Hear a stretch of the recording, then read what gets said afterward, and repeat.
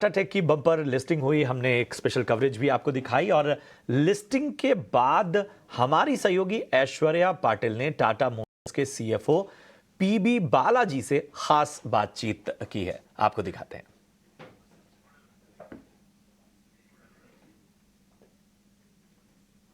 So many thanks for speaking to us. It's a big day for Tata Technologies and the whole Tata Group as well. After 2 decades, this first listing is happening. First off, I would like to begin by asking you, अगर हम सबसे पहले आज के listing की बात करें, काफ़ी बम्पर लिस्टिंग रही है। 1200 पे लिस्ट हुआ था और 1400 तक इसका स्टॉक प्राइस गया है। सबसे पहले आपसे जानना चाहूँगी, एक नेट डेट गोल जो है वो क्या रहेगा टाटा टेक के लिए?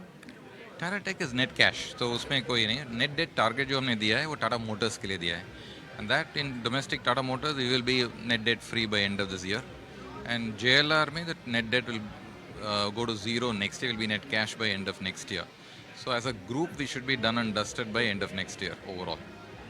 So अगर टाटा मोटर्स की बात करें, एक मेजॉरिटी होल्डिंग क्या आप मेंटेन करेंगे टाटा टेक्नोलॉजीज में?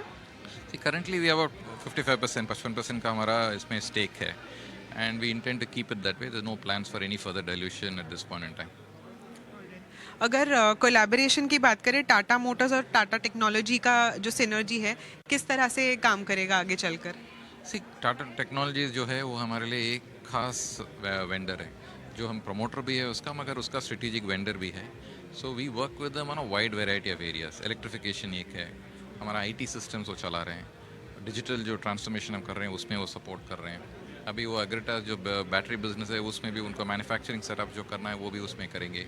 तो इसका फुल फ्लेजेड एक्सटेंडेड रिलेशनशिप है, that will continue to strengthen, because vehicle programmes will continue to invest in vehicles, so Tata Technology will continue to benefit from that, but we will be an anchor client for them, and they are free to work with anyone else, and therefore they'll continue to keep diversifying. So one thing which Tata Technologies will be on to is, as much as they'll work with us, they'll also grow their business in other verticals as well. So we are comfortable with the way it's going. So this year किस तरह के EV launches हम देख सकते हैं Tata Motors के लिए, और किस तरह से आप एग्रेटास के साथ कोलैबोरेट करने के लिए देख रहे हैं, इसके ऊपर अगर कुछ बता सकें? EVs हमने बोला है कि by 2025 10 new EVs will be there in Tata Motors, from Tata Motors, and उसका plans जारी है, and वो चलेगा, वो अपने आप launch होएगा, and but by that time we hope penetration of EVs in our portfolio will be about 25 to 30% of our sales will come from EVs, and उसके बाद जो plans है उसके लिए Agratas का battery supplies become very important.